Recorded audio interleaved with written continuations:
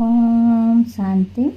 आज 30 अप्रैल 2026 के बरदादा की अनमोल मधुर महावाक्य।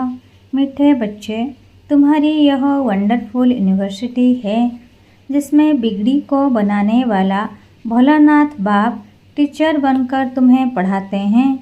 प्रश्न, इस कयामत के समय में तुम बच्चे सभी को कौन सा लक्ष्य देते हो? उत्तर, हे आत्माएं, अब पावन बनो। पावन बनने बिगर वापिस जा नहीं सकते। आधा कल्प का जो रोग लगा हुआ है उससे मुक्त होने के लिए तुम सबको 7 रज भट्टी में बिठाते हो। पतितों को संग से दूर रहें। कोई भी याद ना आए तब कुछ बुद्धि में ज्ञान की धारणा हो। गीत, तूने रात गबाई खाके दिवस गबाई सोके। ओम शांति। यह बच्चों को किसने कहा? क्योंकि स्कूल में बैठे हुए हो तो जरूर टीचर ने कहा। प्रश्न उठता है, यह टीचर ने कहा, बाप ने कहा व सतगुरु ने कहा, यह वर्षन्स किसने कहे? बच्चों को बुद्धि में पहले पहले यह आना चाहिए कि हमारा बेहद का बाप है जिसको परमपिता परमात्मा कहा जाता है। तो बाप ने भी कहा, शिक्षक ने भी कहा, तो साथ साथ सतगुरु ने भी कहा। यह तुम्हारी बुद्धि में है जो स्टूडेंट हैं और कॉलेज व यूनिवर्सिटी में टीचर पढ़ाते हैं, उनको कोई फादर व गुरु नहीं कहेंगे। यह है भी पाठशाला, फिर यूनिवर्सिटी कहो व कॉलेज कहो, है तो पढ़ाई ना। पहले पहले यह समझना है, पाठशाला में हमको कौन पढ़ाते हैं? बच्चे जानते हैं वह निराकार जो सभी आत्माओं का बाप है, सर्व का सद्गति दाता है, वो हमको पढ़ा रहे हैं। यह सारी रचना उस एक रचता की प्रॉपर्टी है, तो खुद ही बैठ रचना के आदि मध्य अंत का राज समझाते हैं। तुम बच्चों ने जन्म लिया है बाप के पास। तुम बुद्धि से जानते हो हम सभी आत्माओं का वह बाप है जिसको ज्ञान का सागर नॉलेजफुल कहा जाता है।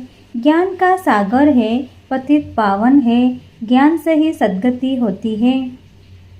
मनुष्य पतित से पावन बनते हैं। अब तुम बच्चे यहाँ बैठे हो और कोई स्कूल में किसको बुद्धि में नहीं रहता कि हमको ज्ञान का सागर निराकार बाप पढ़ा रहे हैं। यह यहाँ ही तुम जानते हो, तुमको ही समझाया जाता है।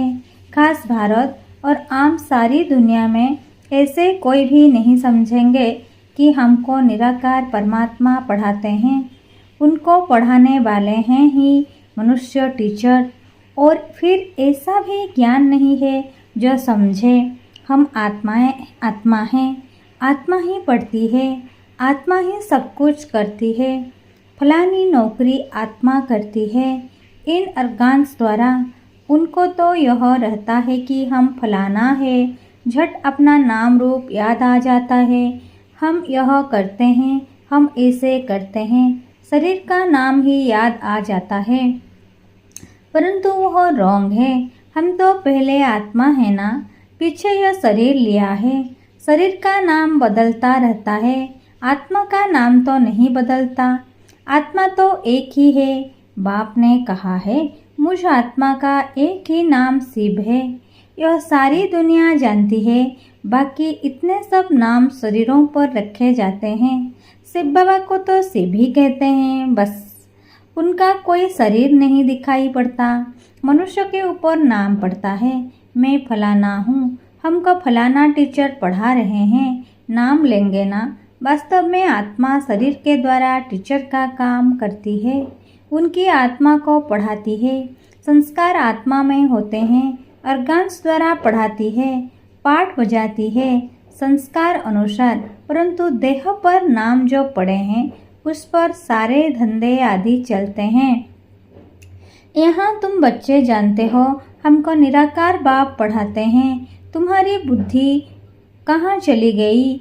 हम आत्मा उस बाप के बने हैं। आत्मा समझती है निराकार फादर हमको आकर इस साकार द्वारा पढ़ाते हैं। उनका नाम है शिव। शिव जयंती भी मनाते हैं। शिव तो है बेहद का बाप, उनको ही परमपिता परमात्मा कहा जाता है। वह सभी आत्माओं का बाप है। अब उनकी जयंती कैसे मनाते हैं?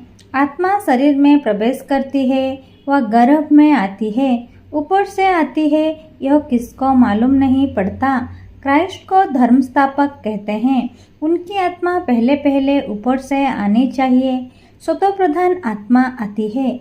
कोई भी विकर्म किया हुआ नहीं है। पहले सतो प्रधान, फिर सतो रजो तमो में आते हैं, तब विकर्म होते हैं। पहले आत्मा जो आएगी, सतो प्रधान होने के कारण कोई दुख नहीं भोग सकती। आधा टाइम जब पूरा होता है तब विकर्म करने लगती है। आज से 5000 वर्ष पहले बराबर सूर्यवंशी राज्य था और सब धर्म बाद में आए। भारतवासी विश्व के मालिक थे। भारत को अविनाशी खंड कहा जाता है और कोई खंड था नहीं। तो शिव बाबा है बिगड़ी को बनाने वाला। भोलेनाथ शिव को कहा जाता है, ना कि शंकर को। भोलानाथ शिव बिगड़ी को बनाने वाला है। शिव और शंकर एक नहीं है, अलग अलग हैं। ब्रह्मा विष्णु शंकर की कोई महिमा नहीं है। महिमा सिर्फ एक शिव की है जो बिगड़ी को बनाते हैं। कहते हैं मैं साधारण बूढ़े तन में आता हूँ। इसने 84 जन्म पूरे किए, अब खेल पूरा हुआ। यह पुराना चोला, पुराने संबंध भी खलास हो जाने वाले हैं। अब किसको याद करें? खत्म होने वाली चीज को याद नहीं किया जाता है।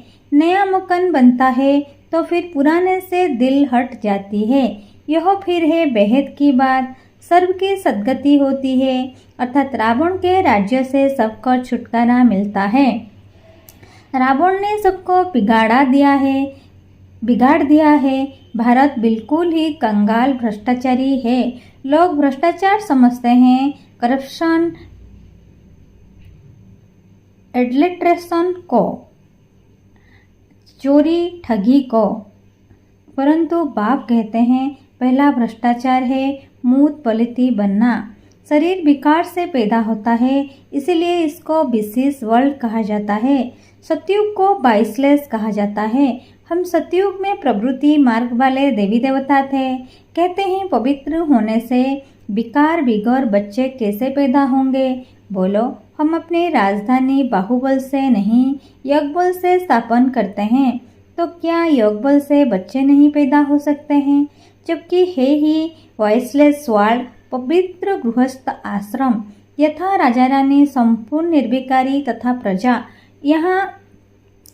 यहाँ है संपूर्ण विकारी। सतयुग में विकार होते नहीं, उसको कहा जाता है ईश्वरीय राज्य। ईश्वरीय बाप का स्थापन किया हुआ। अभी तो है रावण राज्य। शिव बाबा की पूजा होती है जिसने स्वर्ग स्थापन किया। रावण जिसने नरक बनाया उसको जलाते आते हैं। द्वापर कब शुरू हुआ यह भी किसको पता नहीं है। यह भी समझ की बात है। यह है ही तमो प्रधान आसुरी दुनिया, वह है ईश्वरीय दुनिया। उसको स्वर्ग देवी पावन दुनिया कहा जाता है। यह है नर पतित दुनिया। यह बातें भी समझेंगे वही जो रोज पढ़ेंगे। बहुत कहते हैं फलानी जगह स्कूल थोड़े ही है। अरे हेड ऑफिस तो है ना, तुम आकर डायरेक्शन ले जाओ। बड़ी बात तो नहीं है। सृष्टि चक्र को सेकंड में समझाया जाता है। सतयुग त्रेता पास्ट हो गया, फिर द्वापर कलयुग, यह भी पास्ट हुआ। अभी है संगम युग। नई दुनिया में जाने के लिए पढ़ना है। हरेक का हक है पढ़ना। बाबा हम नौकरी करते हैं। अच्छा, एक हफ्ता ज्ञान ले फिर चले जाना, मूल्य मिलती रहेगी। पहले 7 रोज भट्टी में जरूर रहना है। वह 7 रोज आएंगे, परंतु सबकी बुद्धि एक जैसी नहीं रहेगी। 7 रोज भट्टी माना कोई की भी याद ना आए, कोई से पत्र व्यवहार आदि भी ना हो, सब एक जैसा तो समझ नहीं सकते। यहाँ पतितों को पावन बनना है। यह पतित बनना भी रोग है। आधा कल्प की महारोगी मनुष्य हैं, उनको अलग बिठाना पड़े। कोई का भी संग ना हो, बाहर जाएंगे, उल्टा सुल्टा खाएंगे, पतित के साथ का खाएंगे। सतयुग में देवताएं पावन है ना, उनके लिए देखो खास मंदिर बनते हैं, देवताओं को फिर पतित छू ना सके। इस समय तो मनुष्य बिल्कुल पतित भ्रष्टाचारी है। शरीर बीज से पैदा होता है, इसलिए इनको भ्रष्टाचारी कहा जाता है। सन्यासियों का भी शरीर बीज से बना हुआ है। बाप कहते हैं पहले पहले आत्मा को पवित्र होना है, फिर शरीर भी पवित्र चाहिए। इसलिए पुराने इम्प्योर शरीर सब विनाश हो जाने हैं, सबको वापिस जाना है। यह है कयामत का समय, सबको पवित्र बन वापिस जाना है। भारत में ही होलिका मनाते हैं। यहाँ 5 तत्वों के शरीर तमो प्रधान है। सतयुग में शरीर भी सतो प्रधान होते हैं। श्री कृष्ण का चित्र है ना, नरक को लात मारना होता है क्योंकि सतयुग में जाना है। मुर्दे को भी जब शमशान में ले जाते हैं तो पहले मुंह शहर तरफ, पैर शमशान तरफ करते हैं, फिर जब शमशान के अंदर घुसते हैं तो मुंह शमशान तरफ कर देते हैं। अभी तुम स्वर्ग में जाते हो तो तुम्हारा मुंह उस तरफ है, शांति धाम और सुख धाम, पैर दुखधाम तरफ है। वो तो मुर्दे की बात है, यहाँ तो पुरुषार्थ करना होता है। स्वीट होम को याद करते करते तुम आत्माएं स्वीट होम में चले जाएंगी। यह है बुद्धि की प्रैक्टिस। यह बाप पेड़ सब राज समझाते हैं। तुम जानते हो अभी हम आत्माओं को जाना है घर। यह पुराना चोला पुरानी दुनिया है। नाटक पूरा हुआ, माना 84 जन्म पाठ बजाया। यह भी समझाया है कि सब 84 जन्म नहीं लेते हैं, जो आते ही बाद में हैं, और धर्म में जरूर उनके कम जन्म होंगे। इस्लामी से बौद्धियों का कम, क्रिश्चियन के उनसे कम। गुरु नानक के 6 लोग आए ही अभी हैं।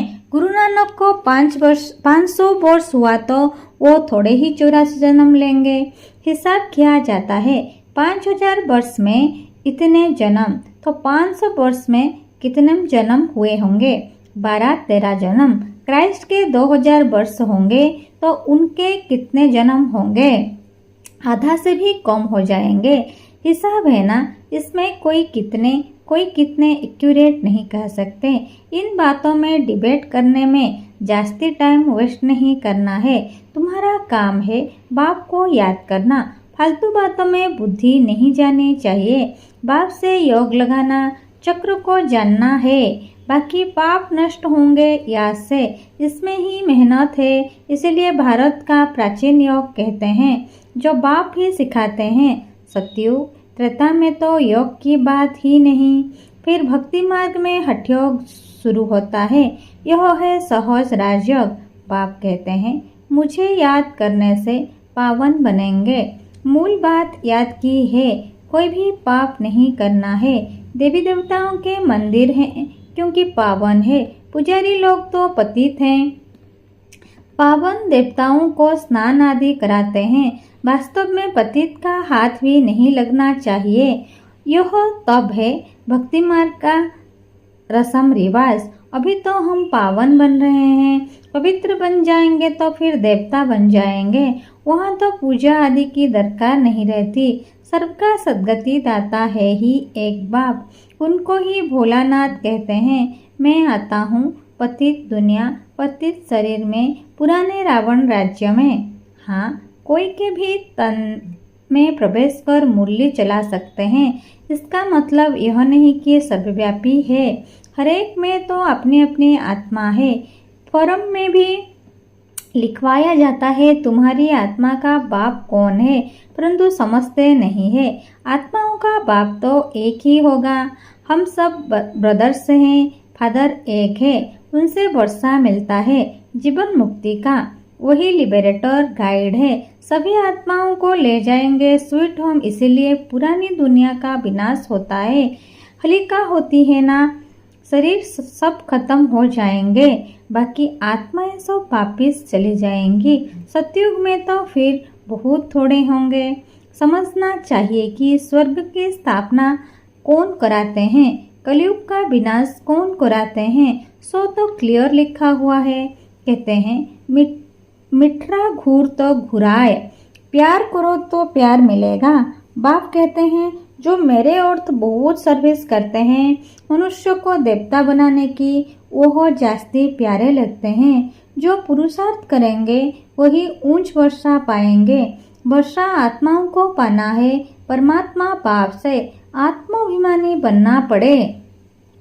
कोई बहुत भूलें भी करते हैं, पुरानी आदतों के पक्की हो गई है तो कितना भी समझाओ वह छूटती नहीं, उससे अपना ही पद कम कर देते हैं। अच्छा, मीठे मीठे सिखले बच्चों प्रति माता पिता बाप दादा का याद प्यार और गुड मॉर्निंग। रूहानी बाप की रूहानी बच्चों को नमस्ते। हम रूहानी बच्चों की रूहानी माता पिता बाप दादा को याद प्यार गुड मॉर्निंग और नमस्ते नमस्ते नमस्ते। धारणा नंबर 1, किसी भी बात की डिबेट में अपना टाइम वेस्ट नहीं करना है। व्यर्थ की बातों में बुद्धि जास्ती ना जाए। जितना हो सके याद की यात्रा से विकर्ण विनाश करने हैं। आत्माभिमानी रहने की आदत डालनी है। नंबर 2, इस पुरानी दुनिया से अपना मुंह फेर लेना है। शांति धाम और सुखधाम को याद करना है। नया मकान बन रहा है तो पुराने से दिल हटा लेनी है। वरदान, ईश्वरीय कुल की श्रुति द्वारा माया का सामना करने वाले सदा समर्थ स्वरूप भवो।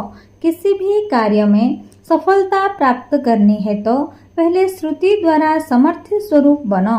समर्थी आने से माया का सामना करना सहज हो जाएगा। जैसी श्रुति होती है वैसा स्वरूप बन जाता है। इसीलिए सदा पावरफुल श्रुति रहेगी। जब तक यह ईश्वरीय जन्म है तब तक हर सेकंड, हर संकल्प, हर कार्य ईश्वरीय सेवा पर हूँ। हमारा यह ईश्वरीय कुल है। यह श्रुति की सीट सर्व कमजोरियों को समाप्त कर देगी। स्लोगान, सत्य समय प्रमाण स्वयं सिद्ध होता है, उसे सिद्ध करने की आवश्यकता नहीं। यह अव्यक्त इशारे महान बनने के लिए मधुरता और नम्रता का गुण धारण करो। मेजोरिटी के सामने सर्विस में बाधा डालने वाला मुख्य विघ्न आता है। मैंने यह किया, मैं ही यह कर सकता हूँ, यह मैंपन आना, इसको ही कहा जाता है ज्ञान का अभिमान, बुद्धि का अभिमान, सर्विस का अभिमान। इन रूपों में ही विघ्न आते हैं। इस प्रकार के विघ्नों को समाप्त करने के लिए सदा एक शब्द याद रखना कि मैं निमित्त हूँ। निमित्त बनने से ही निराकारी, निरहंकारी और नम्रचित निसंकल्प अवस्था में रह सकते हैं। यही धारणाएं वायुमंडल को निर्विघ्न बना देती है। अच्छा, ओम शांति।